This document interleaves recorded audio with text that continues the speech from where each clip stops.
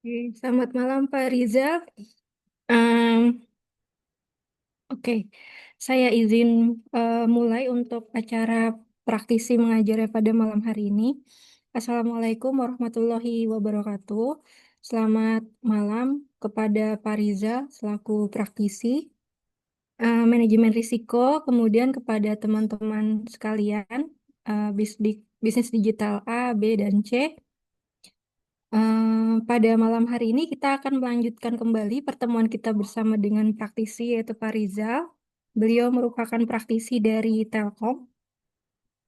Kemudian pada malam hari ini kita akan sama-sama mendengarkan sharing dari Pak Rizal mengenai manajemen risiko dan bagaimana praktiknya di industri seperti itu. Oke, mungkin kepada Pak Rizal boleh Pak langsung saja untuk dimulai untuk materinya. Terima kasih.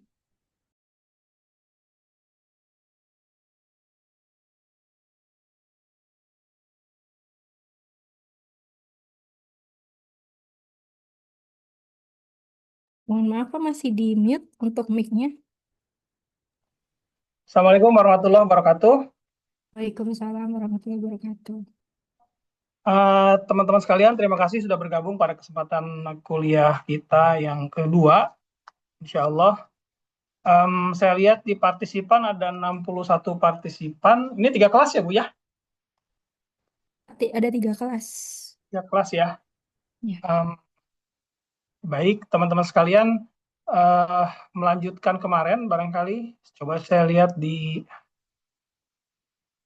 Oke, masih ada ya kelas A, ada hadir beberapa orang. Kemudian kelas B, kayaknya yang kelas B masih sedikit ya. Kelas C. Baik, teman-teman, melanjutkan kemarin barangkali em, kita akan diskusi terkait dengan manajemen risiko, khususnya eh, materi kemarin mengenai risiko pasar, dan mungkin pada kesempatan saat ini kita akan lanjutkan nanti dengan risiko kredit ya. Sebelumnya saya ingin mengucapkan terima kasih pada Bu Inkreswari dan teman-teman. Pada kesempatan ini kita bisa apa namanya berjumpa kembali. Eh, Izin teman-teman sekalian, sebagaimana biasa, diskusi nanti saya akan interaktif gitu ya. Jadi teman-teman yang join pada kesempatan malam hari ini siap-siap kalau nanti apa diminta untuk speak up gitu ya. Teman-teman sekalian, saya akan share materinya.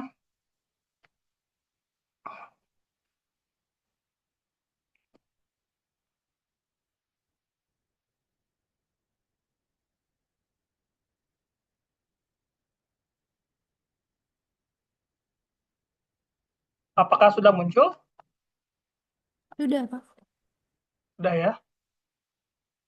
Baik, teman-teman sekalian, di kesempatan yang lalu kita sudah mencoba mendiskusikan pertama terkait dengan apa namanya em, aplikasi manajemen risiko di perusahaan, dan saya menampilkan apa gambar ini gitu sebagai pengingat bahwa kurang lebih prakteknya itu eh, yang akan disampaikan teman-teman kalau misalnya mendalami IRM atau Enterprise Risk Management atau pengelolaan manajemen perusahaan, kurang lebih biasanya gambar ini yang ditampilkan gitu ya. Bagaimana setiap dari waktu-waktu, biasanya baik itu triwulanan ataupun semesteran, harus menampilkan atau memonitor risiko, profil risiko dari masing-masing poin di perusahaan gitu ya. Oke, kemudian teman-teman sekalian, dari beberapa aspek yang sudah kemarin diskusikan juga, kita mendiskusikan mengenai konsep value at risk ya, dengan beberapa apa namanya beberapa metodenya. Nah, saya jump ke terakhir kemarin itu sampai dengan kurang lebih sini ya. Bagaimana value at risk itu apa namanya pertama diekspresikan, kemudian bagaimana kurang lebih dihitung, kurang lebih begitulah. Eh, Secara ini bisa kita baca di sini, pendekatan valuatrice didasarkan pada analisis statistik yang mengukur volatilitas historis atau distribusi volatilitas dari pergerakan satu nilai aset. Diukur dengan satu mata uang dan atau presentasi dari nilai awal investasi. Nah, contohnya statementnya seperti ini, bahwa valuatrice sebesar 100.000 pada tingkat keyakinan 90% dalam periode 1 minggu, dengan tingkat keyakinannya tadi 95% ya, ini terulang. Kemudian kerugian potensial 1 minggu ini tidak melebihi uh, nilai VAR-nya, kurang lebih seperti itu. Jadi ada beberapa aspek kalau kita lihat dari VAR itu. Pertama, ada tingkat keyakinan, kemudian kerugian maksimum dalam satu periode tertentu. Nah, cara perhitungannya sebagaimana kita mungkin karena ini apa namanya pengulangan, kan saya agak cepat begitu ya, sebelum kita masuk ke resiko kredit. Itu perhitungan historis, analitis, dan Monte Carlo. Banyak dalam beberapa textbooks, teman-teman bisa penamaannya bisa beda-beda begitu ya. Tapi secara umum bahwa yang historis ini kita lihat data dari ke belakang gitu ya. Kemudian bisa kita perkirakan ke depan seperti apa. Nah, sementara kalau metode analitik biasanya menggunakan probabilitas normal, dan pada simulasi Monte Carlo probabilitas maupun metode kurvanya itu dalam tanda kutip tidak dibatasi pada kurva normal, dan seringkali untuk Monte Carlo ini di-generate dari number generator dari komputer, sehingga biasanya praktek teoritisnya lebih susah, tapi prakteknya lebih mudah karena biasanya menggunakan AI dan sebagainya gitu ya. Kalau sebelum ada AI biasanya dia menggunakan beberapa pembangkitan data dengan berbagai parameter yang kita tentukan di awal. Penggunaan VAR biasanya bisa digunakan oleh institusi keuangan, individu, entitas bisnis, dan aktivitas investasi untuk mengambil keputusan atau manajemen risiko. Nah, izin saya ajak di sini ada Mbak Dea ya, karena saya lihat di sini di layar saya ada Mbak Dea. Mbak Dea kira-kira bisa mencontohkan nggak penggunaan VAR untuk terserah mau pribadi atau keuangan, institusi keuangan atau institusi bisnis lainnya. Kira-kira seperti apa?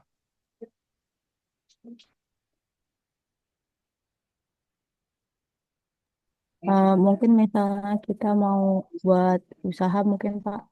Jadi buat Oke, modalnya kita punya modal 100.000, kita tuh harus punya keuntungan yang lebih dari 100.000 itu. Jadi misalnya barangnya tidak terjual semuanya, tapi bisa menutup modal yang dikeluarkan. oke. Terima kasih Mbak Dea dari kelas C ya. Oke, Iya Mbak Pak. Dea. Oke, boleh izin nunjuk satu orang dari kelas A untuk kita sharing kira-kira aplikasinya seperti apa? Itu Ada ada coba dari Citra Pak. siapa? Citra, Mbak Citra, silakan Mbak Citra. Ada dari Citra Pak. Siapa? Dari Citra. Citra, Pak. Citra. Oh, Citra, silakan Mbak Citra, gimana? Menurut Ini kenapa, Pak? Ya, silakan. Eh, ini berarti implikasinya atau penggunaannya kali ya, Pak, kurang lebihnya Iya, dari boleh untuk value at risk ini sendiri. ya bisa untuk pribadi, untuk perusahaan institusi keuangan ataupun perusahaan lainnya. Boleh contohkan satu aja.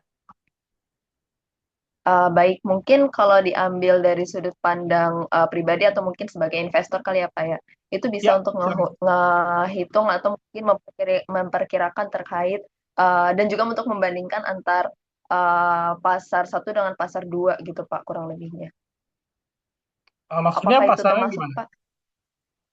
Pasar satu, pasar dua gimana maksudnya? Eh, misalkan dari nilai saham dari pasar perbankan, industri perbankan, dan mungkin diambil juga dari industri lainnya, misalkan industri pertambangan atau mungkin industri F&B dan lain sebagainya gitu, Pak. Oke, baik. Terima kasih Mbak Citra. Coba Mbak Citra tunjuk salah satu teman, kalau bisa cowok dari kelas B. Bentar, Pak.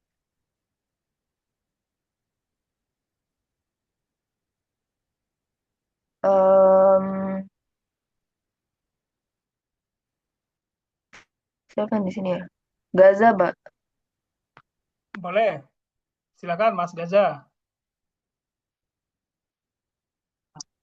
Iya Pak, halo. Ya, Bentar. silakan. Mohon Contoh, maaf, mohon maaf Pak, saya baru join nih. baru join. Ya. Oke, silakan Mbak Citra. Kira-kira gimana instruksinya? Diulang. eh eh, sebentar. Oh ya, ini kan masih ada tulisannya. Dari Gaza sendiri, sepahaman Gaza dari pengenalan dasar tentang value at risk, kira-kira bagaimana pendekatan atau mungkin penggunaannya bisa dari individu secara individu maupun dari industri seperti industri perbankan dan industri lainnya. Bisa diulangin nggak? Oke, izin ya Citra, saya coba yang ini ya. Jadi Mas Gaza ditunjuk oleh Mbak Citra untuk memberikan contoh pada teman-teman. Kira-kira aplikasi VAR atau value at risk yang bisa dicontohkan satu aja, baik untuk institusi keuangan, untuk individu, untuk bisnis, ataupun keputusan lainnya. Silakan. Eh, ini lebih ke aplikasi ininya ya Pak, Ya, aplikasi kita investasinya ya. monggo. Contohnya silakan. Yang setahu aku sih ada dari bibit itu untuk saham, terus ada dari peluang itu kita ada saham US, ada eh, cryptocurrency, ada stablecoin, ada eh, ada US dollar. Kalau eh, di bibit juga ada reksadana, reksadana pasar uang, terus ada juga kayak saham gitu. Terus ada kayak ajaib, itu include semuanya. Dari saham, dari cryptocurrency, dari apa lagi ya?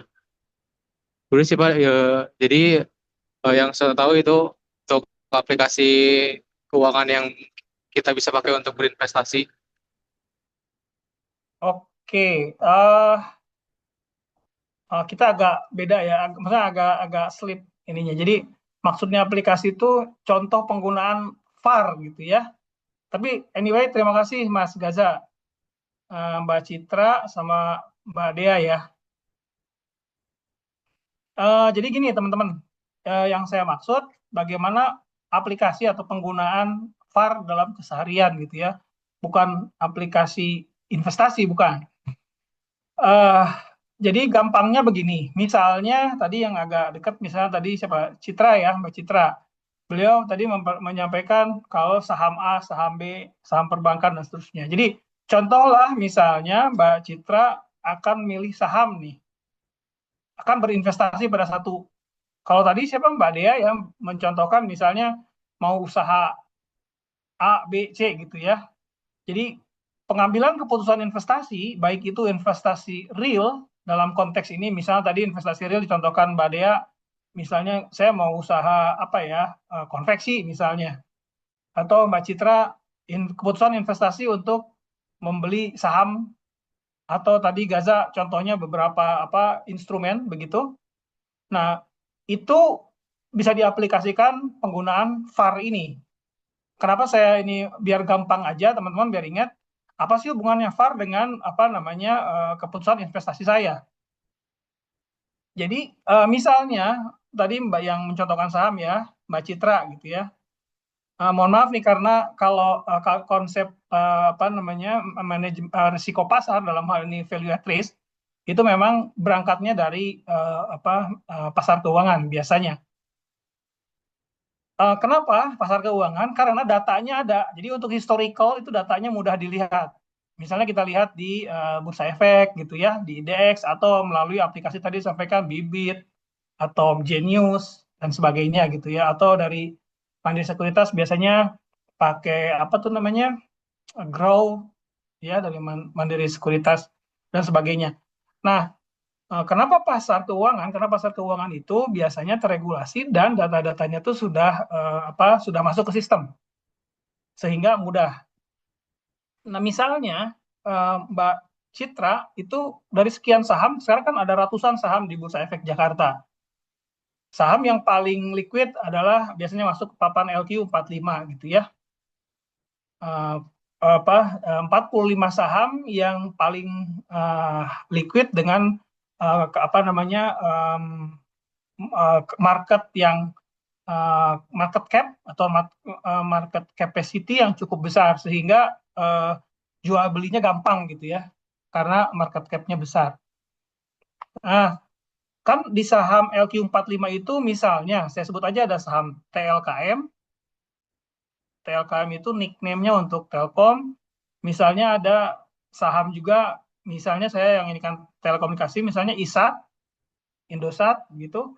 Ada juga misalnya saham dari perbankan, misalnya BMRI, sahamnya Bank Mandiri, kemudian BBRI, sahamnya Bank BRI gitu ya. Ini ada 4 saham, Telkom, ISAT, BMRI, sama BBRI. Nah, bukan dalam konteks pemilihan return-nya, tapi yang ingin dilihat dari VAR itu kira-kira kalau saya ngambil saham Telkom gitu, berapa sih resiko saya yang terbesar kalau investasi di saham Telkom? Atau berapa resiko yang harus saya tanggung maksimum apabila saya masuk ke saham ISAT atau Indosat? Atau sebutlah yang lain. Misalnya berapa resiko maksimum saya uh, untuk kalau masuk atau kalau memilih salah satu aset. Itu kalau saham. Nah, kalau misalnya Mbak Dea tadi kan mencontohkannya keputusan investasi di sektor real. Misalnya berapa sih kerugian maksimum saya, resiko saya kalau saya bisnis sebutlah jualan online sebutlah jilbab begitu. Saya ingin jualan jilbab nih online. Nah, berapa sih risiko maksimal yang mungkin terjadi saya bisnis itu, bisnis jilbab tadi misalnya. Oke, itu contoh dan sebagainya dan sebagainya. Jadi yang ingin dilihat dari value at risk itu berapa nilai maksimum yang terjadi apabila saya berinvestasi pada aset A gitu ya. Nah, uh, ungkapannya itu tadi kemarin kita sudah diskusi, saya lupa dengan siapa saja. Itu ada beberapa hal. Contoh yang ada tertulis contoh ini. Jadi misalnya setelah dihitung VAR-nya ada 100.000. Maka ungkapannya adalah kalau kalau ada yang nanya berapa sih risiko maksimum saya atau value at risk saya apabila saya ambil saham Telkom misalnya. Sebutlah hasil dihitung itu 100.000. Oh, risiko maksimum kamu kalau kamu membeli aset saham Telkom adalah 100.000 dengan kondisi satu, tingkat keyakinannya berapa persen? 95% kah? 98%, 99% gitu ya. Yang kedua, periodenya berapa lama?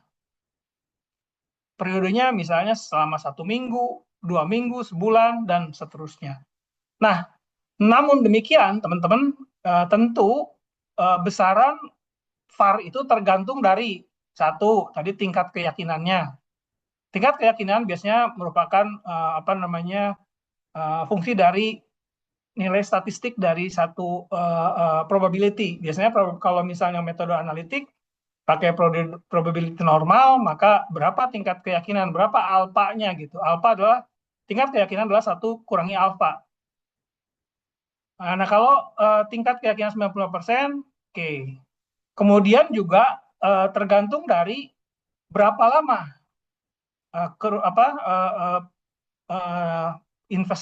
lama investasinya. Nah, besaran VAR ini pertanyaan. Oke, sekarang pertanyaan nih. Apakah misalnya eh, perhitungan Dea, Citra, atau Gaza terhadap aset yang sama bisa beda, bisa enggak? Itu mungkin pertanyaannya. Misalnya, sama-sama nih, biar gampang saya ngomongnya saham aja ya, karena saham itu datanya gampang. Teman-teman kan dibanding investasi lain yang mungkin datanya kita harus cari-cari gitu ya. Kalau di saham kan gampang. Pertanyaannya, misalnya ada 3 orang, ada Dea, ada Citra, ada Gaza. Sama-sama menghitung VAR atau value at risk-nya atau risiko atau probability risiko maksimum dari salah satu aset, misalnya sebutlah saham Telkom gitu. Apakah akan selalu sama atau beda-beda? Kalau sama kenapa? Kalau beda kenapa? Nah, sekarang saya izin yang tulis di saya nih ada Maulana Syafiq Arkan, kelas A. Silakan, Mas Maulana. Ya, Pak. Ya, pertanyaannya, apakah nilai VAR satu aset dihitung oleh 3 orang begitu ya, akan selalu sama atau berbeda? Kenapa sama atau kenapa beda? Silakan, Mas Arkan. Kalau menurut saya sih berbeda ya, Pak. Oke. Kenapa? Eh,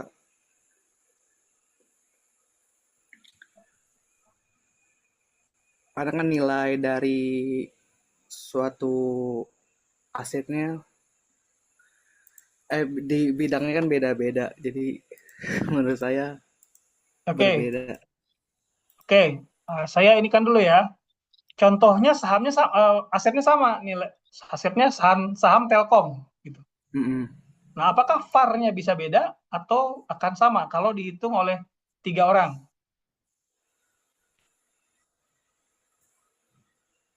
Metode yang digunakan sama atau enggak ya, Pak? Sama. Asumsi Oh, sama. sama. Berarti kemungkinan sama deh. Sama. Kenapa Kalau sama? digunakan metode yang sama dan juga aset yang sama, kemungkinan besar itu rata-rata selisihnya itu kecil. Hampir sama, mirip-mirip lah. Mirip. Berarti Selisih beda, dikit. tapi hampir sama gitu ya? Iya. Oke. Arkan, boleh pilih salah satu teman cewek dari kelas lain. Siapa ya?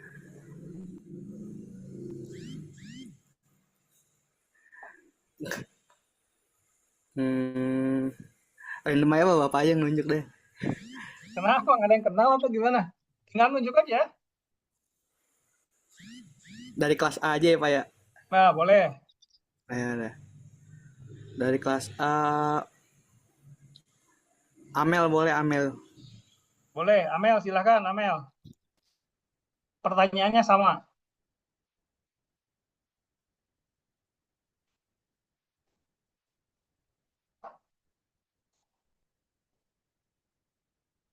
Mas Arkan, Amelnya nggak buka suara, silakan. Pilih yang lain atau gimana? Yang lain, Anggi deh, boleh Anggi. Anggi, silakan. Bang Anggi. Iya, Pak. Ya.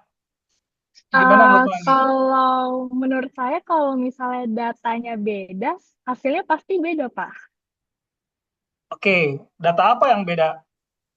Mungkin kayak tingkat keyakinannya, Betul. terus Terus apa lagi? periodenya. Betul. Right. Oke. Mas Arkan udah ngerti dijelasin Anggi? Iya, Pak. Oke. Jadi, teman-teman, tingkat resiko satu usaha gitu ya, bukan satu usaha, satu aset itu bisa jadi berbeda. Misalnya, hitungannya Arkan, enggak kok, VAR saham Telkom menurut saya itu 200.000 gitu. Sementara Anggi bilang, enggak, hitungan saya 500.000. Ada yang salah nggak? Mungkin dua-duanya benar, mungkin dua-duanya salah satu yang benar atau dua-duanya salah. Kenapa? Karena pertama asetnya sama, oke? Tapi kalau yang dijadikan sampel adalah beda, misalnya kalau Anggi ngelihatnya adalah selama 1 bulan pada tanggal sekian sampai tanggal sekian, sementara Arkan ngelihatnya sebutlah 1 tahun. Jadi ada 350 hari perdagangan. Sementara kalau Anggi hanya 1 bulan, which is kurang lebih 20 hari perdagangan misalnya begitu. Ya tentu datanya beda kan? Datanya berbeda. Harga saham Telkom mulai dari tanggal sekian sampai tanggal sekian tuh fluktuasinya seperti apa, dan seterusnya. Belum lagi, kalaupun datanya sama, tapi alfanya beda atau tingkat keyakinannya beda, 1/alfanya beda, akan menunjukkan hasil yang berbeda. Jadi gitu teman-teman ya. Jadi boleh jadi misalnya nih, misalnya balik lagi tadi ke contoh Dea, misalnya dia usaha jilbab begitu ya. Nah, usaha jilbabnya agak tricky nih karena datanya kan harus ngumpulin ya. Nah, tapi sebutlah datanya ada gitu ya. Kayak saham kan datanya ada. Tanggal sekian, harganya sekian, tanggal sekian.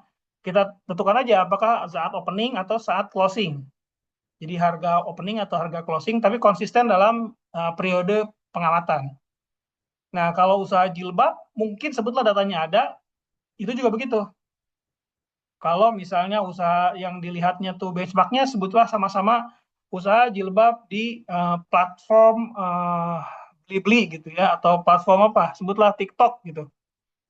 Nah, kalau datanya, kalau usahanya pun sama tapi kesimpulannya beda, ya data apa yang digunakannya apa atau tingkat percayaannya beda, sama atau tidak gitu ya.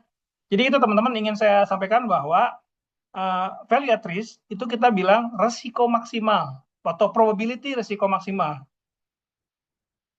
Kerugian potensial disebut juga ya, kerugian potensial atau kerugian maksimal dari pemilihan dari keputusan untuk satu aset. Asetnya itu bisa aset berupa apa namanya, aset single aset maupun portofolio, atau bisa jadi apa namanya, aset yang lainnya. Dan ini tentu bisa digunakan oleh investor individu, misalnya contohnya tadi dia pilih masalah usaha, Citra milih saham, Gaza misalnya oh saya nggak itu, saya pengen lihat karena saya tertarik dengan reksadana, oke saya pengen tahu berapa sih VAR-nya reksadana. Reksadana kan macam-macam ya, sebutlah reksadana dana saham dari Prospera Asset Management atau dari Mandiri Sekuritas. Nah, itu bagaimana itu apa pentingnya VAR untuk mengukur kira-kira berapa sih risk tolerance dari masing-masing orang, kan beda-beda. Kalau saya tahu, oh VAR-nya itu sekian, kira-kira saya nggak mau tuh. Misalnya modal 1 juta, ternyata kerugian maksimumnya adalah 500.000 gitu ya, berdasarkan data dari periode sebutlah 1 tahun gitu. Oh, berarti saya nggak masuk ke aset itu. Saya milih aset yang lain yang kira-kira VAR-nya itu lebih kecil atau acceptable buat kita.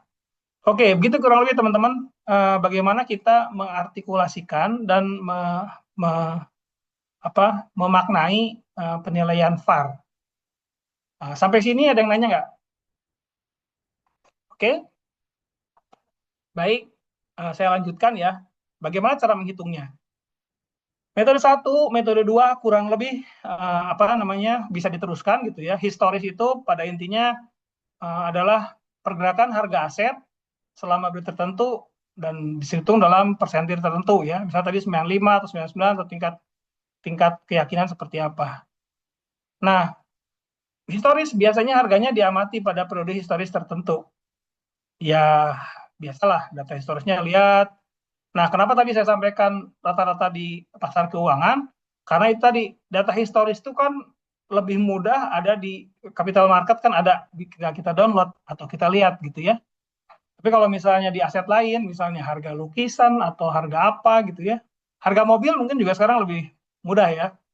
Harga mobil, misalnya mobil A atau mobil B, berapa sih resiko, berapa sih VAR-nya gitu, tingkat kerugiannya atau penurunan harga dalam hal ini, dan seterusnya. Kemudian menghitung perubahan harga harian, kalau misalnya kita periodenya harian, kemudian perubahannya di sort, kemudian diidentifikasi persentil tertentu tergantung tingkat keyakinan, dan dihitunglah. Kurang lebih formulanya seperti ini. Minus, kenapa? Karena dia menunjukkan kerugian, kan kita ngomong VAR itu kerugian, jadi minus. Percentile loss, ini tingkat keyakinan, dan berapa nilai portofolionya. Misalnya, saya modalnya sekitar 1 juta, kira-kira berapa sih VAR-nya? Nah, ini modal 1 jutanya di sini, portfolio value. Nah, secara lebih detail, ada juga yang menghitung berapa nilai awal, kemudian persentilnya pada alfa tertentu, kemudian diakarkan dengan jumlah waktunya atau periodenya. Oke, teman-teman, nanti dicontoh ada di belakang. Kemudian untuk analisis, itu biasanya disebut dengan parametrik atau covariance, varian covariance. Nah, ini biasanya mulai masuk ke statistiknya, ada probabilitas tertentu, biasanya distribusi normal ya, untuk menggambarkan pergerakan harga aset. Nah, tadi pergerakan harga aset itu, misalnya harga saham dari hari ke hari kan berubah. Demikian juga mungkin harga beberapa aset tertentu gitu ya. Sebutlah harga apa, sebutlah tadi lukisan misalnya, atau mobil, kalau mobil disebut sebagai aset ya, atau harga emas gitu, kalau emas dianggap sebagai aset, dan seterusnya dan seterusnya. Nah, beberapa asumsi utama karena dia pakai distribusi normal, kemudian korelasi antar faktor dan delta antar faktor itu konstan. Langkah-langkahnya, distribusi probabilitasnya itu kita lihat biasanya gambarnya, kemudian atau kita asumsikan sebagai normal, kemudian hitung parameternya seperti rata-rata, standar deviasi, dan hitunglah VAR-nya berdasarkan persentil tertentu. Nah, teman-teman, analisa VAR ini biasanya tidak bisa digunakan untuk yang krisis yang sifatnya katastrofik gitu ya, misalnya krisis finansial dan sebagainya. Ini karena bisa dimengerti kenapa? Karena VAR ini kan menggunakan statistik ya, di mana statistik itu umumnya mengeliminir nilai-nilai yang pencilan gitu, yang ekstrim. Nilai ekstrim. Karena kalau nilai ekstrim dimasukkan dalam satu populasi data, biasanya menjadi kesimpulannya tidak menggambarkan, sehingga biasanya ada proses untuk pembersihan data, terutama untuk data-data yang nilai ekstrim. Nah, khawatir justru ini yang menjadi satu kelemahan dari VAR, yaitu dia tidak bisa memprediksi peristiwa ekstrim. Baik, nah ini sebagai ini juga deviasi standar tadi ya. Biasanya kan deviasi standar itu menghitung penyimpangan dari rata-rata. Misalnya, misalnya nanti jadi contoh deh. Semakin besar deviasi standarnya, maka penyimpangannya makin besar. Kalau kita lihat di bell curve di bawah, atau kurva seperti bell begini ya, atau disebutnya distribusi Gaussian, ini seperti bell, jadi di umumnya nilainya di paling atas gitu ya. Kemudian berapa simpangannya, ya kurang lebih kalau satu simpangan, di paling kiri 2 simpangan atau 3 simpangan. Nah, biasanya simpangan ini memperlihatkan diekspresikan sebagai tingkat keyakinan gitu ya. Tingkat keyakinan.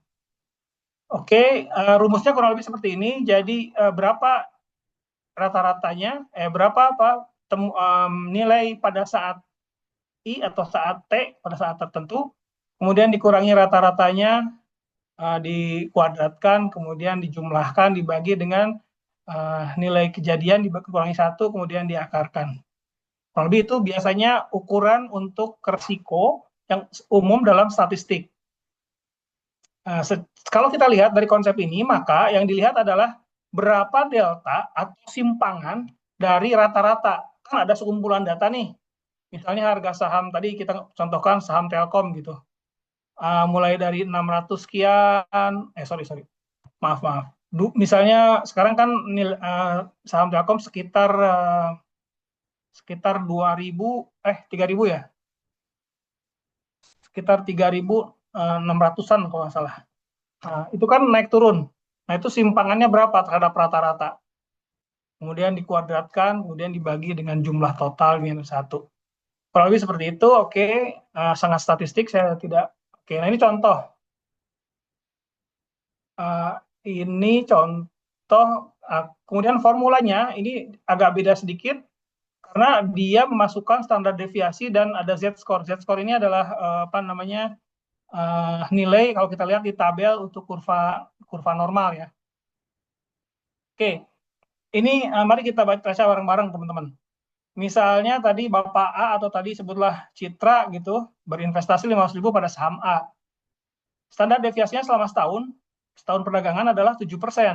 Jadi investasinya 500.000, kemudian deviasi setahunnya simpangan tadi 7%. Berdasarkan distribusi normal, tingkat kepercayaan 90%, nilai Z-score atau ini Z-score ini nanti akan berbeda dengan Z-score Altman Z-score ya. Kalau ini Z-score itu nilai dari tabel kurva normal sebenarnya 1,6. Ini bisa kita lihat di tabel kurva normal untuk tingkat kepercayaan 90%.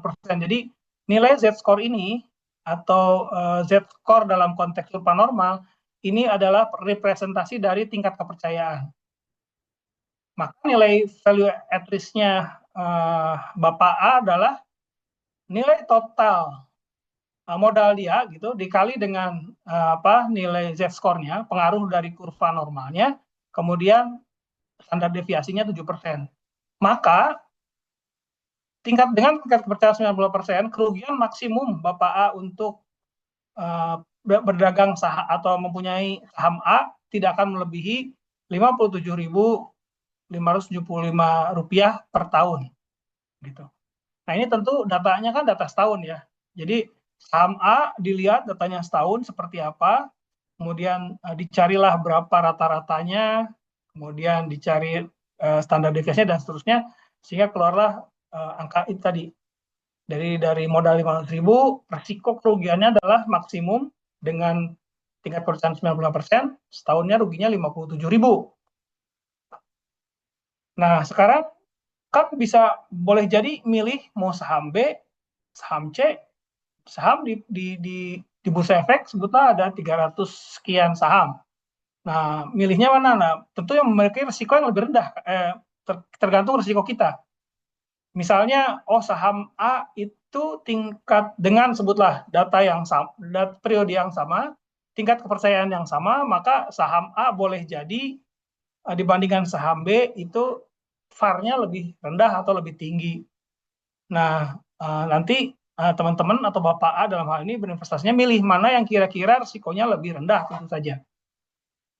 Namun jangan lupa risiko lebih rendah, tentu cuannya juga kemungkinan cuannya karena kan berlaku risk and high risk high return. Di konteks kalau kita mengambil risk yang rendah, ya tentu kemungkinan cuannya itu juga relatif sebanding dengan tingkat risikonya. Nah, kalau di contoh nomor 2, ini asumsi asetnya kita sebut portofolio, meskipun portofolio adalah kumpulan dari aset. Jadi misalnya punya aset A dan B. Kita mudahkan di sini contohnya hanya 2 aset ya. Asetnya aset A dan B. Ini contohnya satu PT. A ini boleh jadi saham, boleh jadi aset itu jenis aset yang lain gitu ya. Komposisinya aset A-nya 40%, weighted-nya, aset B weighted-nya itu rata-rata tertimbangnya 60%. Ini bukan ya, ini komposisi aja. Belum rata timbang. Standar deviasi aset A setelah dihitung secara statistik 4%, standar deviasi aset B 7%. Nah, kalau itu portofolio dalam statistik itu harus dilihat juga korelasi. Kalau tingkat kekuatannya kan udah diasumsikan bahwa sama gitu ya, tingkat tarik menariknya, tapi korelasi antar aset juga harus diketahui. Misalnya kalau di dalam saham ada yang agresif, ada saham agresif, ada saham yang defensif. Kalau misalnya teman-teman yang paling gampang misalnya kalau teman-teman asetnya yang dipegang itu dulu adalah saham dengan emas misalnya ya. Kalau saham kan relatif harganya resikonya tinggi ya karena deviasinya cukup tinggi. Tapi kalau saham emas kan dalam tanda kutip lebih volatilitasnya lebih rendah. Nah, tingkat korelasi itu memperlihatkan bagaimana korelasi antara dua aset tadi. Misalnya A ini emas, B ini saham. Kalau emas sama saham gimana? Biasanya ketika terjadi satu kehebohan perang sebutlah gitu, maka saham emas yang naik. Harga emas yang naik. Saham turun. Nah, itu pasti korelasinya kecil banget atau mungkin berbanding terbalik gitu ya. Berbanding terbalik. Itu bagus ketika untuk defensif. Jadi untuk misalnya di tengah-tengah, oke, berarti satu saham yang sangat konvensional, aset yang sangat konvensional, misalnya emas, atau apalagi, misalnya properti, di satu sisi adalah aset yang misalnya agresif. Nah, dalam konteks koefisien korelasi, itu biasanya itu tidak mungkin beda arah atau malah jauh gitu, kecil korelasinya. Tapi kalau misalnya sahamnya sama atau asetnya sama, itu biasanya korelasinya dekat. Misalnya teman-teman sama-sama beli, sebutlah satu asetnya itu adalah emas, logam mulia, emas batangan. Satu lagi perhiasan. Saya nabungnya perhiasan, saya belinya itu emas batangan. Nah, itu kan kurang lebih sama-sama emas ya. Kurang lebih nanti korelasinya itu dekat banget gitu. Nah, kalau kita lihat di sini kan korelasinya 25% ya, berarti 0,025 gitu. Oke, berarti ini kan bisa kita lihat lah, kurang lebih aset A dengan aset B itu seperti apa gambarannya. Nah, kemudian Z-score ini lihat dari kurva normalnya, tingkat kepercayaannya 90% adalah sama dengan tadi ya. Kalau ini kan 1,65, maka nilai parametrik VAR-nya untuk periode harian, karena nanti dilihatnya harian, dengan tingkat kepercayaan 90% sebagai berikut. Ya, rumusnya kurang lebih pakai standar deviasi lah. Teman-teman bisa, ini bisa kita pelajari untuk lebih detailnya. Nanti saya contoh yang lihat dari jurnal ya. Oke, nah demikian teman-teman. Jadi kurang lebih historis dengan analisis itu adalah tingkat dalam tanda kutip kecanggihan analisis statistiknya saja. Kalau misalnya di analisis yang menggunakan distribusi tertentu dengan yang lebih ngejelimet, biasanya itu diteruskan bukan hanya historical. Kalau historical biasanya dalam prakteknya bisa jadi itu tanpa perhitungan macam-macam. Misalnya gini, saya mau beli, misalnya gini, sebutlah siapa tadi ya, Arkan misalnya ya. Arkan nih mau sebutlah investasi nih, mau beli mobil gitu deh. Beli mobil, kemudian Arkan pengennya beli mobilnya apa? Ioniq misalnya ya. Misalnya Ioniq. Tapi misal orang tua menyarankan jangan Ioniq. Kan sama-sama mobil nih, mau beli aset. Udah beli itu aja, Brio misalnya gitu. Beli Brio aja dengan modal yang kurang lebih dikasih orang tua. Nah, dalam konteks value at risk, historical, biasanya orang bikin gampang aja, yaitu berapa sih rata-rata harga Brio misalnya gitu, jual beli harga Brio bekas dalam waktu 10 tahun atau sebutlah 5 tahun gitu ya, samakan lah. Misalnya, oh ternyata harga Brio itu harganya nggak terlalu berubah rumahnya, nggak terlalu ini. Dari sejak beli, sebutlah beli seberapa? Sebutlah 150 juta gitu ya. Kemudian dijual setelah sekian tahun menjadi berapa. Jadi kita lihat datanya gitu, oh berarti kalau beli Brio nih, saya jual 5 tahun lagi, paling rugi-ruginya itu berdasarkan data-data historical itu ya paling turun-turun sebutlah 30% gitu. Atau sebutlah ya mungkin rugi, sebutlah kalau disebut rugi ya, perbedaan harganya itu mungkin sekitar 50 atau 30 juta deh depresiasinya dalam waktu sekian, misalnya sebutlah 5 tahun. Nah, sementara kalau Ioniq misalnya itu deltanya besar. Sejak beli misalnya awalnya 800 juta, kemudian setelah 5 tahun dijual jadi berapa? Nah, itu kurang lebih. Jadi ketika orang ngomong, wah itu keyakinan gue 95% deh, lu tuh bakal rugi tuh kalau beli aset itu gitu. Value at risk-nya berapa? Nah, itu historical itu biasanya semudah itu gitu ya. Dan ini banyak digunakan. Apakah ngarang? Nggak ngarang juga karena perlu data historical. Jadi tadi misalnya dia pengen usaha jilbab, berapa kira-kira tingkat resiko yang terjadi atau VAR-nya berapa? Ngarang sekian gitu. Nggak bisa, tetap kalaupun itu historical sederhana, tetap harus punya data-data bahwa dari sekian periode pengamatan sekian lama, itu resikonya itu berapa gitu. Kurang lebih begitu teman-teman. Nah, kalau Monte Carlo itu lebih advance lagi karena distribusinya boleh jadi dia dalam waktu yang sama itu di generate dengan mesin atau dengan komputer, itu skenario acaknya perubahannya berdasarkan distribusi tersebut. Jadi di generate. Ini mirip kalau kayak teman-teman ngelihat sekarang apa namanya untuk keamanan password gitu ya. Itu kan di generate tuh. Password yang paling aman seperti apa gitu. Itu di generate dengan scanner acak. Nah, ini juga kurang lebih seperti itu. Apakah hasilnya lebih bagus? Ya, sebetulnya dalam konteks statistik bisa tergantung dari asumsi dan data yang masuk gitu ya. Maksudnya kita mengenal ada istilah garbage in, garbage out. Oke, sampai sini teman-teman kira-kira ada yang ditanyakan?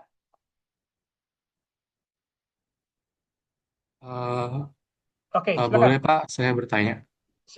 Dengan siapa, Mas? Gaza. Oke, Gaza, Mas Gaza. Silakan. Tadi kan sempat disinggung ya Pak tentang emas. Nah, setelah saya lihat dari beberapa hari yang lalu tuh emas kan lumayan naik ya Pak. Lonjakan volatilitasnya lumayan tinggi. Hmm. Misal dari 1 tahun terakhir tuh 50-60%. Terus Hmm. turun sampai hampir 10% dari all time high-nya. Nah, itu kira-kira bisa ngebuat angka VAR dari emas ini nggak bakal berubah nggak untuk perhitungannya Pak? Oke, terima kasih. Izin, Mas Gaza lihatnya harga emas logam mulia secara elektronik ya? Iya Pak, XAU/USD. Oke. Ya, kalau misalnya harga, eh, jadi gini, disclaimer dulu ya. Pertama, makanya tadi saya sampaikan kenapa harga pasar keuangan lebih mudah menghitungnya karena datanya ada. Nah, tapi eh, aset real seperti emas pun kalau sudah ada perdagangan elektroniknya, jadi bisa juga. Seperti tadi ya, Mas Gaza kan lihat data-datanya kan gitu ya, harga emas tapi menggunakan secara elektronik. Itu jual belinya ada kan di situ kan, bisa di track kan.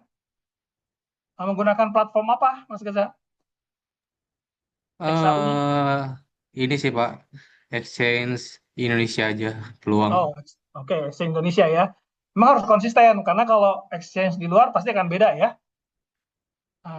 Kecuali kalau nanti teman-teman misalnya kripto. Oke, kita balik lagi ke emas deh. Emas di market Indonesia. Nah, lagi-lagi eh, apa namanya? Ada beberapa asumsi. Tadi apakah bisa beda atau sama gitu kan gitu ya pertanyaannya.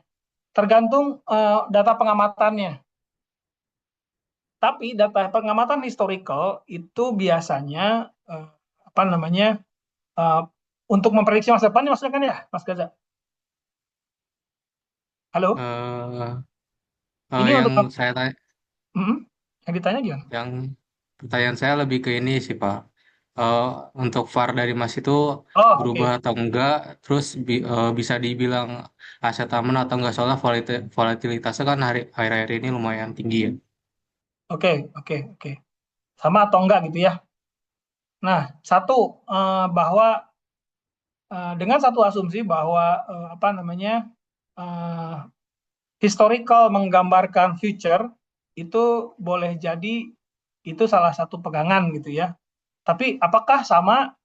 Menurut saya sih perlu alat analisis yang lain dalam konteks statistik, yaitu metode peramalan atau forecasting method ya. Gimana forecasting method itu ada yang setahu saya yang ini tuh sekarang secara konsep tuh ada ArcGuards gitu ya. Itu satu metode statistik dalam untuk memproyeksi ke depan. Nah, tapi dalam konteks ini kan kita pengambilan keputusan dengan asumsi bahwa yang historical itu menggambarkan ke depan gitu, itu mungkin bisa menjadi salah satu pegangan. Jadi sama atau enggak itu babnya itu di bab forecasting secara itu ya, secara statistik. Tapi untuk pegangan biasanya ini konteksnya untuk membandingkan apakah saya lebih baik emas, lebih baik saham, lebih baik apa gitu. Konteksnya itu. Bukan untuk memproyeksi ke depan ya. VAR itu bukan untuk memproyeksi ke depan, tapi untuk membandingkan saham atau aset A, aset B, atau aset C gitu. Konteksnya itu. Nah, apakah bisa beda atau sama? Menurut pandangan saya dari beberapa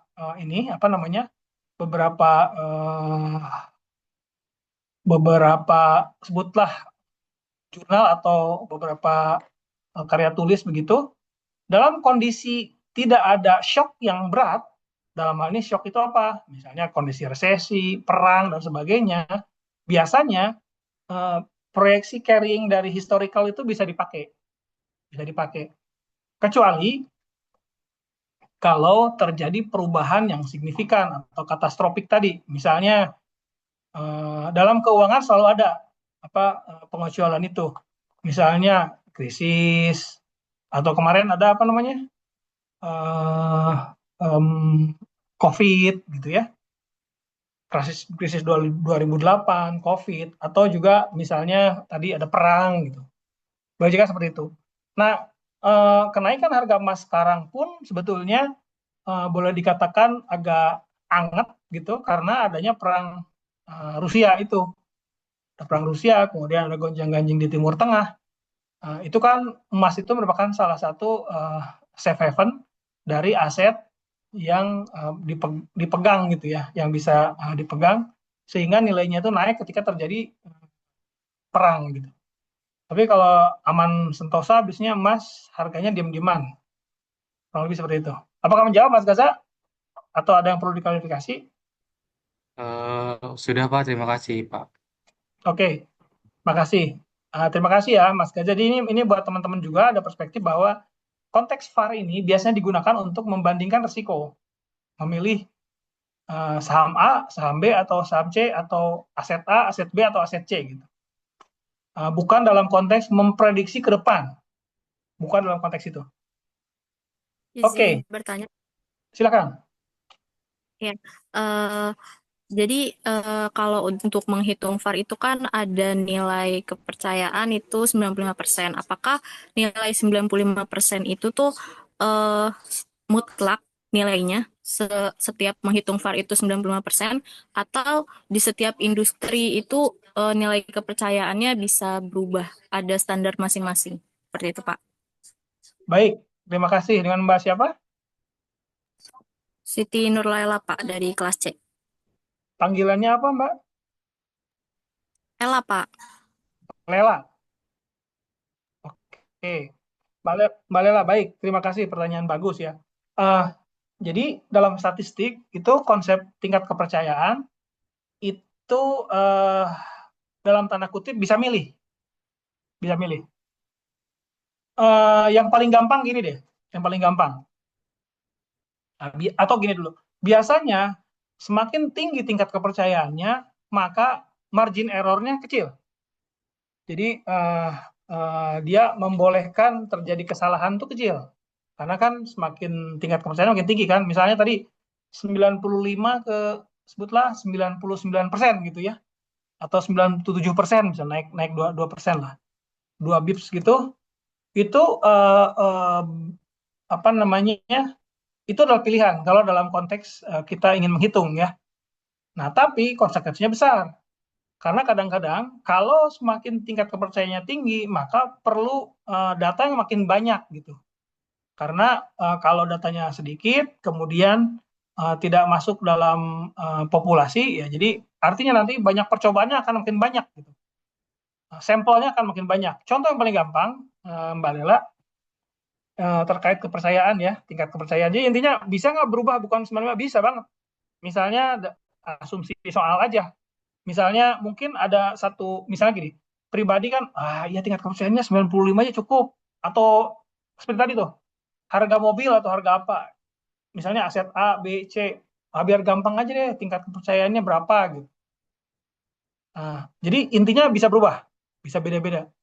Bagaimana apakah setiap industri itu ada perbedaan atau apa? Sebetulnya itu tergantung kepada risk appetite dari masing-masing pengambil keputusan. Misalnya kalau pribadi biasanya ya cincai lah ya. Tapi kalau makin perusahaan atau makin asetnya makin besar, dia nggak mau risiko main-main kan. Ya udah, suruh risetnya lebih dalam aja biar dapat. Atau yang paling gampang teman-teman sekalian, contoh misalnya riset-riset untuk kedokteran itu biasanya lebih ketat dan populasinya harus lebih banyak agar tingkat kepercayaannya tuh lebih tinggi gitu. Dibanding, jadi ilmu kedokteran dibanding ilmu sosial misalnya, ilmu sosial biasanya 90% accepted lah gitu ya. Pak, ini tingkat kepercayaannya 90%, artinya mungkin populasi repetisi dari contohnya itu nggak terlalu banyak, populasinya nggak terlalu banyak, samplingnya terlalu banyak gitu. Tapi kalau misalnya pengen lebih pasti dan seterusnya, misalnya kedokteran gitu ya, misalnya teman-teman akan mengeluarkan atau satu ini pengen ngeluarin obat gitu ya. Makanya kan biasanya obat itu waktu mulai dari ditemukan sampai bisa diproduksi itu lama. Kenapa? Karena dia tingkat presisinya malah 99, sekian persen gitu dituntut. Kenapa? Karena berhubungan dengan nyawa orang kan. Jadi error sekian persen tuh boleh jadi itu kesalahan yang bisa kan nyawa orang gitu. Jadi itu contoh yang paling ekstrim ya. Sementara kalau untuk sosial gitu, beberapa ilmu sosial humaniora ya kan bukan nyawa nih. Kalau beda-beda dikit atau ada error-error dikit ya oke lah. Biasanya agak lebih ini tingkat kepercayaannya, toleransinya makin cukup besar. Tadi 95% itu contoh aja yang banyak digunakan untuk ilmu-ilmu sosial masih acceptable, tapi kalau untuk misalnya medis dan sebagainya, untuk obat dan seterusnya yang berkaitan dengan nyawa, biasanya nuntut tingkat kepercayaan yang lebih tinggi lagi, atau error yang lebih kecil. Jadi tingkat kepercayaan itu adalah 1 dikurangi alfa ya, alfa itu gampangnya error lah. Jadi kalau errornya makin besar, tingkat kepercayaannya makin rendah gitu. Jadi tadi misalnya 90% dengan 99% itu pasti dampaknya cukup besar. Gitu ya, Mbak Lela ya. Cukup menjawab, moga-moga. Oke, Baik, terima teman-teman kasih. sekalian. Baik, makasih. Mbak Lela itu kelas apa? Kelas C ya? Iya, Pak. Kelas C, oke. Kelas B nih yang jarang nih, Gaza doang nih. Oke, sekarang ini contoh nih ya, saya lihat di satu jurnal. Nah, teman-teman, ini kayaknya skripsi deh. Yang di bukunya ditulis jurnal, pada satu jurnal, nih jurnalnya, jurnal biasanya, makanya seperti ini ya. Ini jurnalnya, jurnal matematika, komputasi, dan statistik. Nah, bisa dilihat bahwa memang VAR ini biasanya bagian dari main-mainannya orang statistik gitu ya, meskipun ininya keuangan aplikasinya. Jadi dia si X ini Solihatun et al gitu ya, Solihatun dan teman-temannya gitu. Tahun ini jurnalnya masih relatif 2023. Itu dia menggunakan VAR, metode simulasi historis, dengan periode waktu 1 hari, tingkat kepercayaan 90%. Objek penelitiannya 4 saham bank. Tadi siapa yang bilang ya? Itu misalnya industri ya, ini contohnya dia 4 bank himbara nih. Jadi kalau dalam konteks kita sebagai investor ada 4 aset nih. Saham BCA, saham BRI, saham Bank Mandiri, atau saham BNI. Periodenya sama, 2021 Maret sampai Mei 2022. Jumlah data masing-masing 302 dengan data runut. Ini nggak disebutkan harga closing atau harga opening, tapi datanya konsisten gitu ya. Nah, kurang lebih seperti ini. Jadi datanya dikumpulin, teman-teman kumpulin, bisa lihat di website atau mungkin kalau dulu zaman dulu masih dilihat di bukunya BJ dulu ya, sekarang BI. Nah, pertama hitung return. Nah, kalau kita lihat rumusnya return saham itu adalah return pada waktu T adalah berapa price-nya pada waktu T dikurangi harga saham itu hari sebelumnya dibagi harga sebelumnya, itu return-nya. Kemudian hitung ekspektasi return dalam periode penelitian. Kalau ini kan real return ya, kita hitung nih real return. Berapa sih cuannya saham itu dibanding hari ke hari gitu ya. Bisa jadi positif, bisa jadi negatif. Kemudian jadi dalam persen. Kemudian dihitung expected return, arti kurang lebih berapa ekspektasinya dalam periode selama penelitian. Persamaannya ini ekspektasi return sama dengan dan seterusnya. Kemudian dihitung standar deviasinya. Standar deviasi lagi-lagi kita harus menghitung dulu rata-ratanya berapa. Dalam hal ini expected return-nya berapa, kemudian return saham I pada waktu T, pada periode T. Jadi misalnya return saham BCA pada tanggal sekian. Ini kan udah return ya, bukan expected. Nah, dengan expected return dalam periode penelitian. Nah, barulah dihitung kemudian VaR sahamnya. Oke, relatif lebih mudah ketika ini single aset. Jadi nanti diurut tuh dalam penelitiannya. Oh, ternyata risiko yang paling besar atau kemungkinan peluang rugi yang paling besar adalah ada di saham ANO dengan tingkat keyakinan sekian pada periode harian dengan periode penelitian dalam 2021 sampai 2022, kurang lebih setahun ya, Maret sampai Mei ya. Oke, nah bagaimana kalau bagaimana hasilnya kita lihat di belakang. Kemudian dia juga menghitung saham portofolio. Jadi kalau misalnya si A ini belinya itu semuanya empat-empatnya, bukan hanya tadi kan hanya membandingkan risiko mana yang paling besar, BCA, saham BRI, saham Mandiri atau saham BNI. Nah, gimana kalau empat-empatnya dibeli gitu? Oke, itu berarti kan dalam berupa portofolio ya. Pertama hitung dulu bobotnya. Berapa weighted-nya? Berapa ini nih, W-nya. Jadi saham BCA bobotnya tuh berapa persen dalam portofolio itu, saham BRI berapa dan seterusnya. Kemudian hitung return-nya. Return-nya itu ya return dikali dengan bobotnya. Kemudian dijumlahkan. Nah, ketika ngitung risikonya, kita pakai di sini matriks gitu ya, di mana menggunakan rumus inilah kurang lebih. Turunan rumusnya ada, tapi intinya ketika itu portofolio karena asetnya tidak satu, kita harus bentuknya berupa matriks. Kemudian dihitung ekspektasinya dan keluarlah VaR-nya sama. Oke, itu contoh teman-teman. Nah, kemudian hasilnya nih dalam periode itu ya. Ini lagi-lagi ini periode setahun tadi.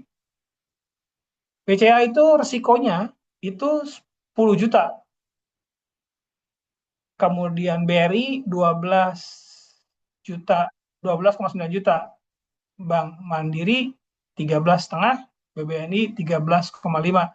Sementara kalau VaR-nya portofolio kalau semuanya dibeli gitu, risikonya tuh 9,6. Oke, dari hasil ini bisa kita lihat bahwa ketika itu portofolio, risikonya kan lebih turun ya kan? Portofolio lebih rendah dibanding VaR aset tunggal. Jadi kalau misalnya kita beli satu, itu lebih bagus digabung, belinya banyak. Ini sesuai dengan konsep keuangan, portofolio itu untuk mengurangi risiko gitu ya. Atau bahwa dengan adanya portofolio diversifikasi, maka risiko itu dapat diminimalisasi. kurang lebih itu sederhana penelitiannya gitu. Teman-teman, itu sebagai salah satu contoh dalam praktek jurnal mengenai value at risk pada aset saham. Oke, terkait contoh ini, teman-teman ada pertanyaan? Pak, izin bertanya, Oke, tapi nggak terkait contoh ini sih, Pak. oke, nggak apa, silakan. Dengan siapa? Adanya tapi historis, iya, dengan Arum, Pak. Arum, kelas? Kelas C, Pak. Oke, silakan. Iya, Pak. Jadi misalnya kalau dalam satu perusahaan yang sama, Pak, Hmm, mau menghitung nilai VAR-nya itu kan. Nah, hmm, eh, misalnya menghitungnya pakai periode 3 tahun terakhir, Pak.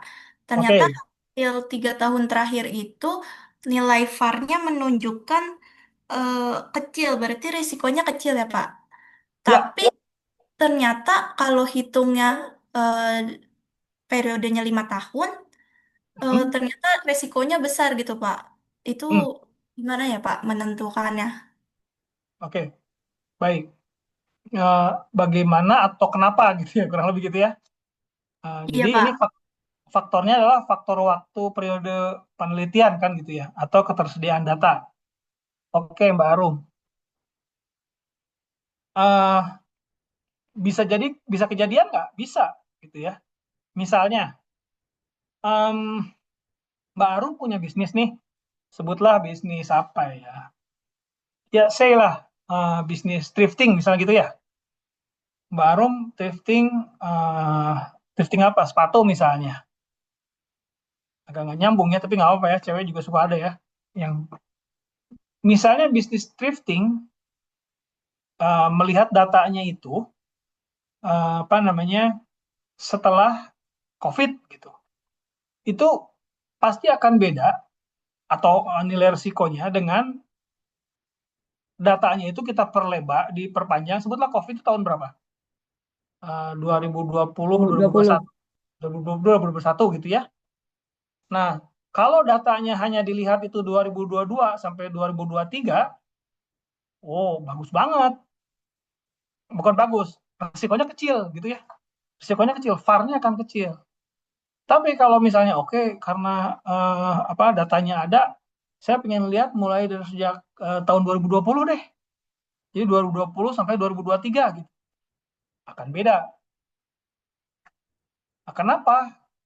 Kalau kenapanya kurang lebih ya karena datanya menunjukkan begitu. Tapi kalau kita lihat lebih jauh, karena situasi ekonomi ketika COVID itu sangat berpengaruh gitu ya. Jadi kalau kenapa secara jawaban langsungnya ya memang datanya begitu. Berarti kalau usaha berarti memang usahanya lagi begitu gitu ya. Kalau misalnya saham ya bisa dijelaskan juga. Pasti di situ ada ada hal yang mempengaruhi secara eh, market, secara makro. Atau juga itu hanya berlaku untuk perusahaan misalnya, oh karena waktu itu perusahaan kita eh, lagi slowing down, misalnya karena ada kebakaran misalnya. Nah itu, jadi tingkat perbedaan apabila delta diperpanjang, periode penelitian diperpanjang, itu tentu akan berpengaruh. Nah, secara umum dalam statistik atau dalam apa namanya risk and return itu semakin panjang maka kemungkinan risiko makin tinggi. Jadi risk premiumnya akan makin besar. Contoh yang paling gampang, eh, misalnya gini, Mas Arum, ini konteksnya ketika Mbak Arum, ketika waktu ya terkait T-nya beda, itu bisa beda nggak VAR-nya atau risikonya? Ya, yang paling gampang teman-teman, kalau teman-teman pinjam ke bank 3 tahun dengan pinjam ke bank atau gue nggak tahu 1 tahun lah, 1 tahun dengan pinjam ke bank 3 tahun pasti beda bunganya. Demikian juga kalau teman-teman naruh deposito, kan bank juga sebetulnya hal yang sama ya, itu risk and return. Jadi deposito kita misalnya sebulan dengan deposito kita simpan di bank setahun dengan bank yang sama, itu most probably biasanya dalam kondisi ekonomi yang normal itu setahun itu pasti lebih besar bunganya. Karena apa? Karena ada faktor risiko yang tinggi. selama setahun kan ada kemungkinan apa yang terjadi gitu, itu harus difaktorkan. Demikian juga dengan kredit, kalau itu lebih panjang, biasanya dengan yang lainnya ceteris paribus, itu pasti akan lebih tinggi. Gitu ya, teman-teman. Oke, jam 8.16 biasanya saya dikasih kode lagi sama Bu Inkres itu jam 9 ya. Oke, kita mau masuk ke apa namanya, ke materi yang lain, yaitu mengenai, tadi kan ini kita cerita mengenai risiko pasar. Risiko pasar itu didrive oleh market gitu. Nah, sekarang kita akan coba masuk ke materi yang lain, yaitu mengenai risiko apa namanya, risiko kredit.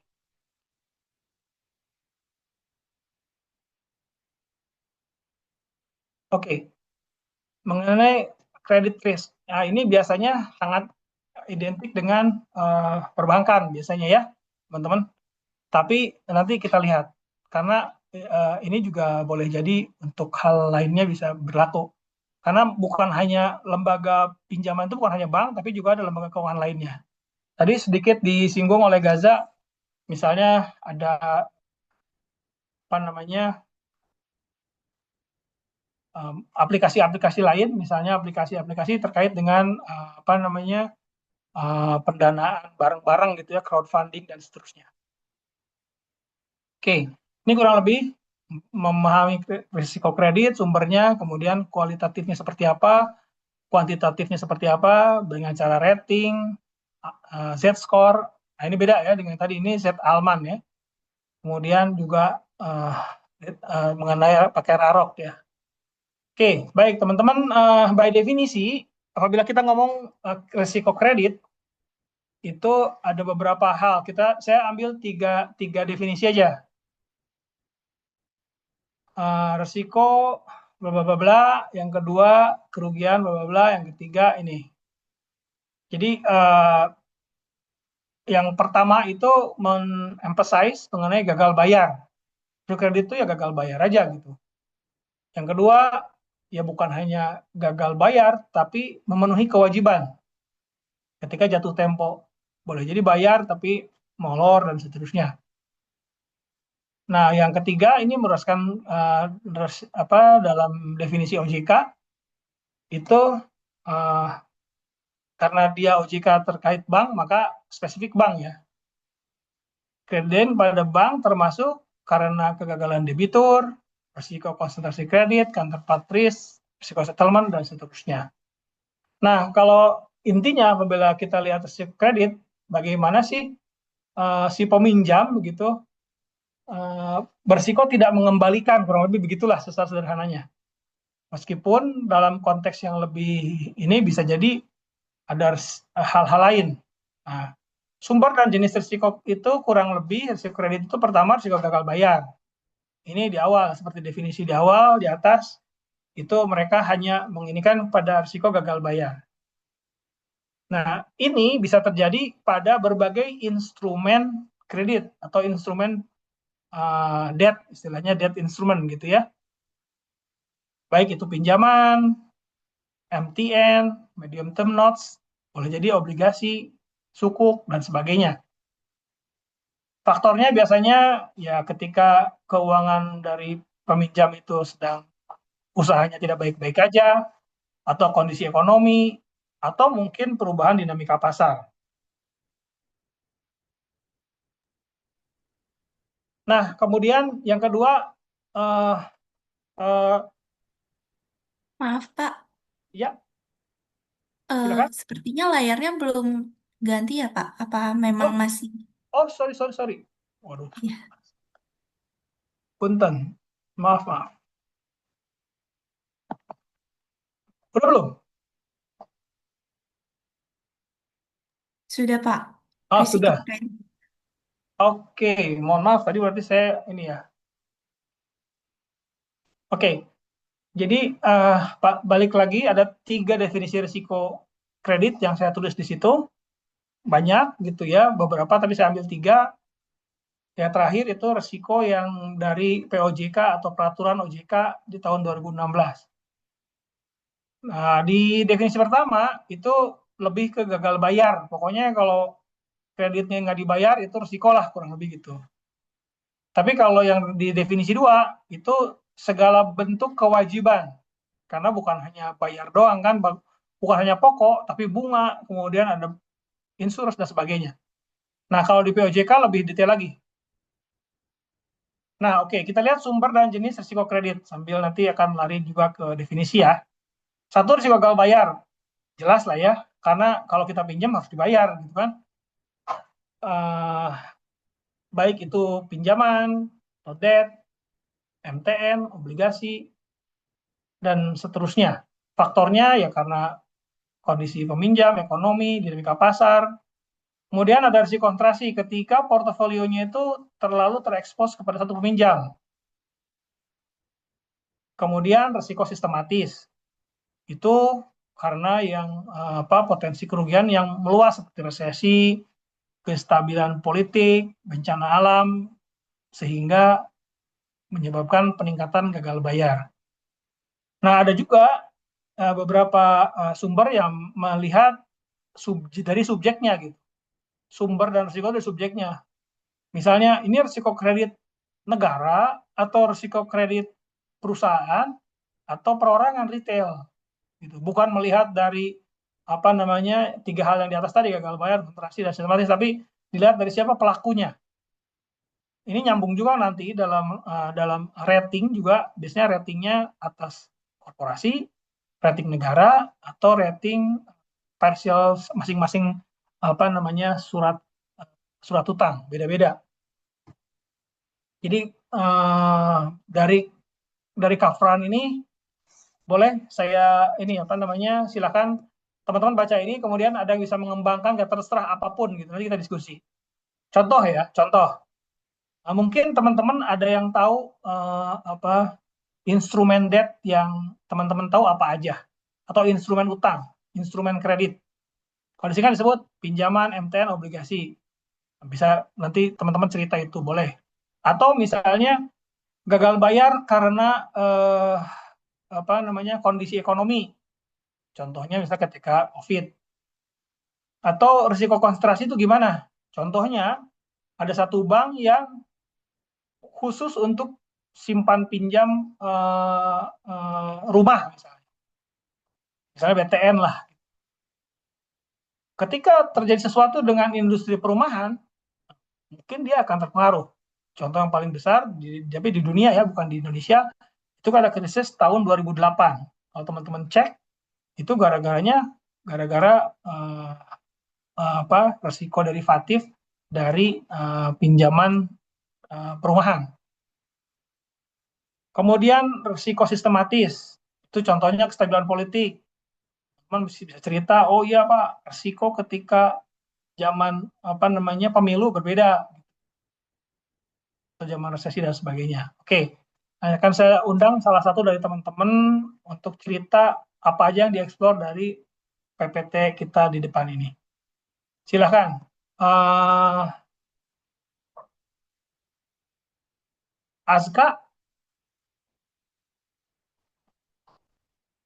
Aska ini Mas apa Mbak? Kelas A ya?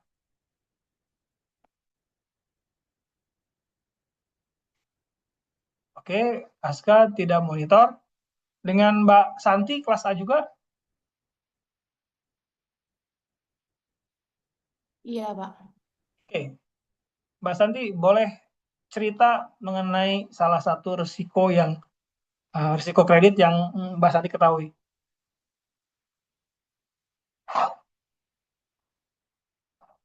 Resiko kredit yang saya ketahui ya, Pak. Dari praktek keseharian atau dari berita atau apapun. Kalau kredit sih sebenarnya akan jadi bencana kalau kita telat bayar aja sih, Pak. Salah satunya. Berarti kalau telat bayar itu risiko apa di situ?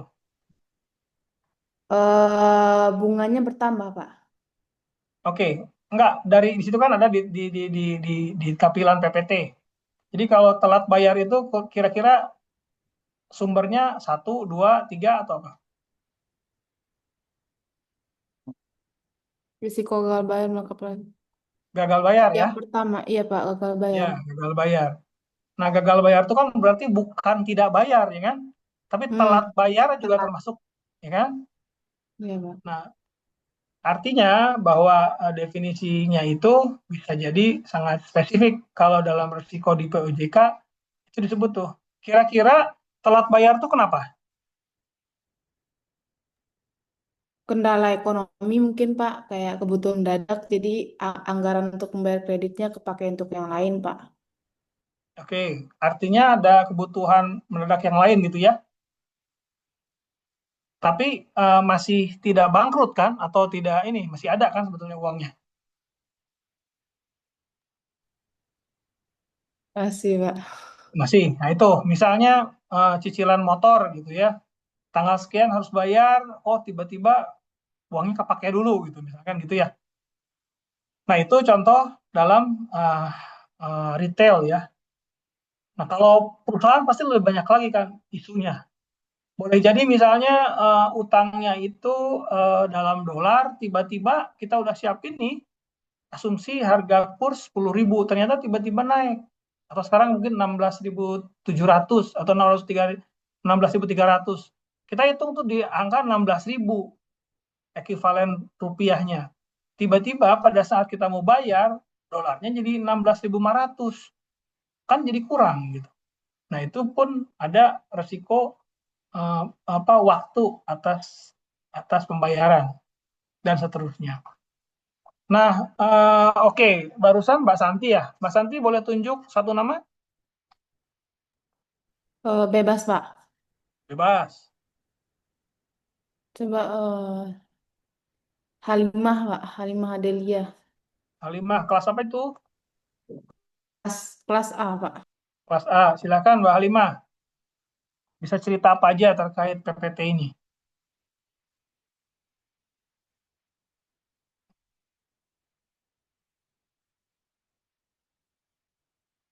Kayaknya nggak nyaut. Silakan Mbak Santi pilih yang lain. Eh, Coba Amalia Amanda Devi Pak. Amalia, kelas apa tuh? Kelas A juga Pak. Kelas A. Kayaknya temennya udah pada nggak monitor nih.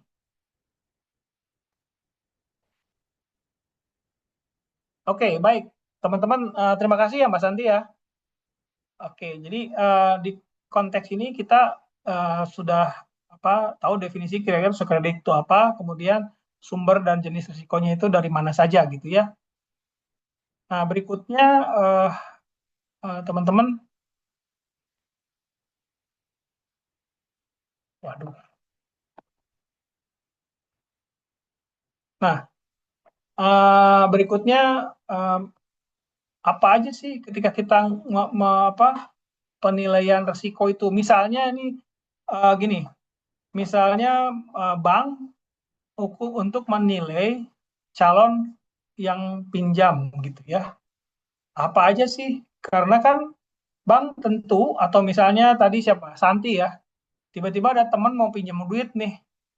Pasti harus ngukur kan kira-kira teman ini bayar apa enggak nih nanti gitu ya. Nah, demikian juga dengan bank. Misalnya bank ada proposal kredit itu kira-kira calon kredit peminjamnya itu seperti apa ininya apa namanya kredit worthiness-nya lah kurang lebih. Nah ini ada beberapa aspek yang dilihat. Pertama aspek legal, aspek kepemimpinan, aspek teknis, aspek pemasaran, lingkungan, dan sosial. Jadi kalau misalnya sebutlah Bank Mandiri ada proposal pinjaman, kan untuk menentukan resikonya, ngitung resikonya itu, risiko tidak bayar, dan seterusnya tadi, itu kira-kira aspek kualitatif apa. Kita belum ngomong ke angka ya. Biasanya aspek kualitatif pun biasanya ketika menjadi scoring bisa jadi sih diangkakan, tapi itu skalanya bukan skala ini, tapi skala relatif. Tapi secara umum ini masuk sebagai pendekatan kualitatif. Misalnya legalnya, pertama legalitas perusahaannya seperti apa. Kemudian, oke usahanya legal, tapi apakah usahanya sesuai dengan izinnya? Misalnya usahanya apa namanya legalitas pendiriannya konsultan, tapi dia usahanya usaha yang tidak relevan dengan konsultan. Nah, itu berarti nggak beres nih. Atau misalnya, oke, legalitas usahanya oke, semua pendirian perusahaannya oke, tapi permohonan kreditnya itu tidak disetujui atau tidak mendapat persetujuan dari pemegang saham atau dari pemilik gitu. Jadi ini pegawainya aja yang ngajuin kredit, tidak disetujui oleh pemegang saham atau pemilik perusahaan. Nah, ini harus dilihat anggaran dasarnya. Biasanya pada umumnya ketika ada pinjaman ke pihak ketiga, perwakilan dari pemegang saham itu harus tahu dan menyetujui. Tuh. Kenapa? Karena nanti aset perusahaan yang merupakan pemilik merupakan aset dari pemilik itu kan akan diagunkan. Maka lagi-lagi di situ ada poin legalitas agunan. Misalnya PTA akan mengajukan pinjaman ke Bank Mandiri sebesar 1 miliar. Agunannya adalah kantor yang nilainya 3 miliar misalnya gitu. Nah, kolateral atau agunan ini legalitasnya mana? Jangan-jangan itu kantornya bukan kantor sendiri, tapi kantor sewa ke orang misalnya. Atau IMB-nya nggak ada, dan seterusnya, dan seterusnya. Jadi aspek legalnya itu harus dilihat dulu. Yang kedua, nah ini aspek leadership atau manajerial ya. Nah ini terutama adalah orangnya, biasanya pengurus. Ini direkturnya punya masalah hukum nggak? Track recordnya seperti apa?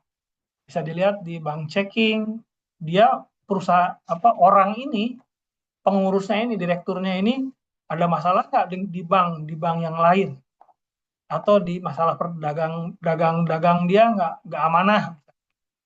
Itu harus dilihat juga tuh dalam aspek leadership, karena boleh jadi perusahaannya bagus tapi orang-orangnya quote unquote tidak punya karakter dan reputasi yang bagus, maka bank juga akan menilai risiko yang lebih tinggi. Yang berikutnya adalah aspek teknis, seperti prospek industrinya dulu seperti apa nih. Kemudian di internal perusahaan seperti apa, lokasi, teknologi, kapasitas, dan seterusnya. Misalnya teman-teman punya usaha, pabriknya itu pabrik payung gitu ya. Terus link prospek industrinya seperti apa? Atau contoh yang paling gampang lah ya, ini contoh yang paling gampang industri popok bayi gitu ya, Pampers. Itu banyak yang dari teknologi Jepang dan Korea. Kenapa? Karena industri Pampers dan sejenisnya di sana itu udah turun. Di Indonesia yang banyak bayi, yang banyak kelahiran dan sebagainya tinggi, jadi pada pindah tuh karena prospek industrinya. Bukan perusahaannya yang jelek, tapi memang industrinya sunset gitu di sana. Makanya pindah ke Indonesia yang orangnya banyak, tingkat kelahiran bayinya tinggi, pindah ke sini. Jadi dilihat aspek teknis itu bukan hanya internal perusahaan, tapi juga industrinya. Sama kalau misalnya teman-teman membuat pabrik payung, kemudian di daerah, misalnya di Afrika yang jarang hujan gitu kan, ya cocok. Kemudian aspek pemasaran, segmen pasar, sales plan, pembeli, kompetitor, market share, dan seterusnya. Termasuk sampai dengan PLC ya, product life cycle-nya. Ini perlu dilihat juga, karena jangan sampai nanti usahanya itu ternyata lagi-lagi pada product life cycle yang udah mulai turun gitu ya. Contohnya banyak. Misalnya teman-teman sekarang ngaju ke bank gitu, ngajuin pinjaman ke bank dengan menyampaikan bahwa saya sekarang Pak sedang menginginkan usaha untuk jualan ini rental CD Pak, rental CD film. Ya tentu saja ini produk life-nya udah nggak musim kan, mana ada orang sekarang nyewa kaset film CD gitu, VCD gitu. Karena sekarang udah mau ke Netflix semuanya orang-orang kan. Nah jadi ini berpengaruh. Jadi ke bank maknanya? Oh berarti nih orang resikonya tinggi nih kalau bisnis ini. Yang berikutnya adalah aspek lingkungan dan sosial, seperti AMDAL, analisa dampak lingkungan, penyerapan tenaga kerja, dampak ekonomi setempat, dukungan masyarakat, dan seterusnya. Teman-teman, ada beberapa industri yang itu dibantu oleh masyarakat, dilindungi oleh masyarakatnya. Tapi ada juga beberapa industri yang masyarakat setempatnya tidak ngebantu atau cuek-cuek aja karena nggak berpengaruh. Perusahaan itu ada atau enggak, ya EGP gitu. Tentu bank melihat atau misalnya yang meminjamkan melihat, oh ini apa namanya pabriknya atau usahanya itu benar-benar berguna untuk masyarakat, jadi dijagain gitu, bukan digangguin tapi dijagain sama masyarakat. Kenapa? Karena tenaga kerjanya dari internal, dari lokal dan seterusnya. Nah tentu ini resikonya lebih rendah, risiko kreditnya lebih rendah, gitu ya. Kalau yang paling umum biasanya disebut dengan 5C ya, untuk kredit itu. Dari bank melihatnya 5C. 1 karakter, 2 capacity, 3 modal, capital, 4 kolateral atau jaminan, yang kelima kondisi atau condition. Jadi 5C ini biasanya diperhatikan oleh bank. Jadi ini satu pendapat gitu ya, aspeknya legal, leadership, teknis, pemasaran lingkungan, tapi di satu sisi yang paling gampang biasanya kenapa? Karena gampang dihafalnya 5C gitu. Ketika orang menilai kredit karena terkait risiko 5C-nya aja. Karakter ini sama dengan nomor 2 leadership kurang lebih gitu ya. Jadi karakter orangnya seperti apa nih? Kredit skornya seperti apa? Capacity itu ya dia sebetulnya perlu modal besar nggak, perlu pinjaman besar nggak gitu senilai yang dipinjam atau enggak. Kalau misalnya bisnisnya sebutlah saya bisnis baksonya ini Pak ya punya 1 kios di pasar gitu. Oke. Tapi pinjamannya mau minjem 5 miliar gitu. Kan mikir tuh, capacity-nya cocok nggak ya itu? Gitu kan? Jangan-jangan uangnya bukan untuk bisnis. Nah, ini capacity ini kalau disampingkan di sebelah kanan mungkin boleh jadi capacity teknisnya gitu ya. Atau mungkin capacity pemasarannya dan seterusnya. Karena dalam proposal kreditnya dia bilang bahwa omset saya itu 1.000 porsi Pak sehari. Mungkin nggak ya? Gitu. Itu dicek. Capital termasuk modal di situ, kolateral nih agunan.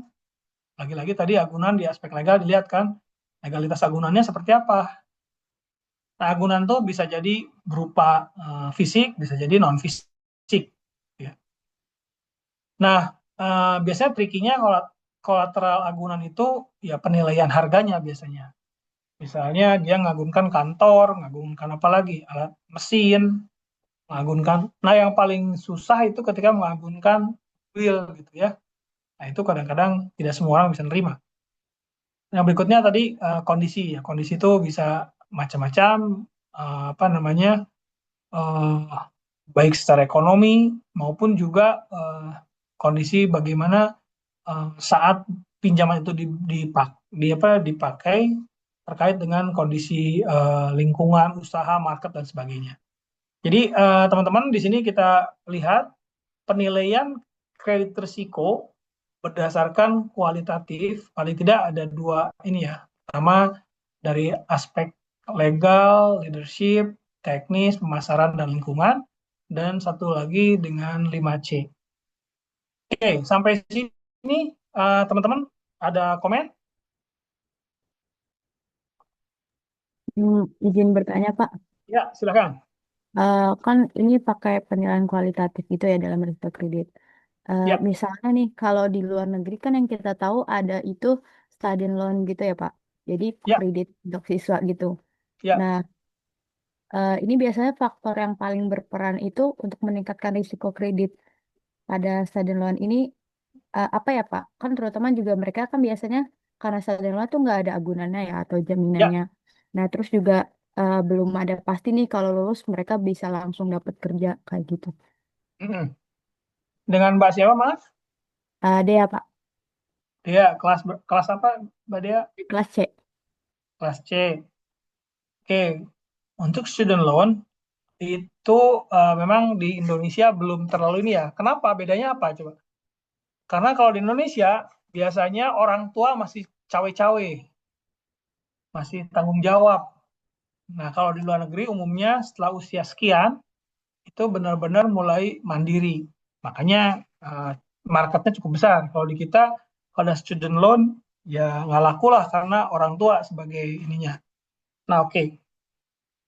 Jadi gini, penilaian risiko kredit ini dilakukan oleh orang yang akan minjemin, ya, dalam hal ini bank. Jadi apa yang dilihat dari sini adalah apakah si peminjam berkualitas atau tidak, dalam tanda kutip. Skornya bagus apa enggak. Semakin bagus skornya, maka resiko gagal bayar, resiko kredit itu menjadi turun. Gitu ya, Mbak Dea ya. Nah, kira-kira untuk student loan, karena itu tidak ada agunan, kalau lihat 5C ini kan ada kolateral tuh nomor 4. Dia kan nggak ada kolateral. Gitu ya, menurut Mbak Dea. Itu uh, apa tidak salah, tapi juga tidak sepenuhnya benar gitu ya. Kenapa? Karena nanti ijazahnya itu menjadi kolateral biasanya. Jadi ketika misalnya lulus itu dipegang oleh banknya gitu ya, atau lembaga keuangan. Bisa jadi bukan bank, tapi misalnya ada usaha dari koperasi universitas gitu misalnya.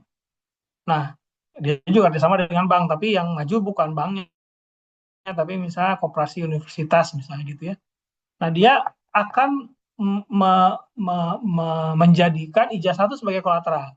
Oke, terus kira-kira apa yang membuat scoringnya bagus? Ya, tentu tadi, kalau kita lihat dari teori ini, misalnya gampangnya teori 5C aja, kan dilihat karakternya. Oh, kalau lihat karakternya, kan udah, kalau karakter kan kelihatan ya, bukan hanya salah pinjam meminjam. Jadi dia banyak bohong, banyak bolos, dan seterusnya, mungkin akan berbeda. Kapasitinya, kapasiti itu misalnya tadi, memang dengan kondisi dia yang ada, misalnya kira-kira dia pinjam segitu tuh akan balik atau enggak, misalnya berapa tahun atau sekian tahun gitu ya. Ya mungkin kapasitas bisa di ini kan ya, bisa di ini kan, oh kalau dia IP-nya sekian, kalau IP-nya sekian mungkin nanti cari kerjanya susah, kira-kira make sense nggak gitu ya, pinjamannya untuk pendidikan misalnya sekian, dia janji hanya sekian tahun balik misalnya gitu. Nah itu bisa dilihat juga. Capital dalam konteks ini mungkin sama-sama, tapi teman-teman, bukan berarti tidak ada kolateral sama sekali, karena biasanya data individu udah dipegang. Yang kedua, nanti kalau lulus udah dipegang tuh ijazah, dan seterusnya. Nah, condition juga sama ya, kalau dalam konteksnya student loan, itu bisa dilihat, jangan-jangan nanti uang pinjaman untuk pendidikannya itu, kalau itu tidak direct ke universitas, nanti dipakai buat yang lain. Balik lagi ke karakter ya, misalnya oh dia dipakai hura nih, dipakai dugem gitu, kecuali itu langsung pinjamannya itu tidak berupa cash tapi langsung bayaran ke sekolah. Nah, itu bisa agak beda, tapi intinya dalam student loan itu dimungkinkan penilaian risiko kredit aspek kualitatif gitu, kurang lebih itu. Baik. Semoga menjawab ya Mbak Dia. Terima kasih jawabannya, Pak. Sangat Oke, menjawab. makasih. Silakan teman-teman, ada yang lain? Sekarang udah 24.4.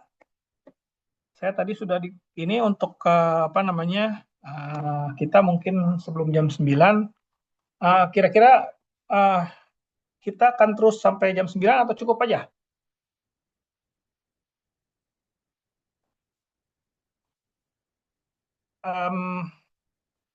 Nanti teman-teman, kita akan melihat dari apa namanya aspek penentuan kualitatif yang lainnya, teori yang lainnya. Kemudian kita akan lihat juga cara-cara kira-kira yang kuantitatif, baik melalui pihak ketiga, seperti misalnya lembaga rating, atau cara lain yang bisa dilakukan sendiri, misalnya melalui uh, teori kebangkrutan yang dengan Altman Z-score.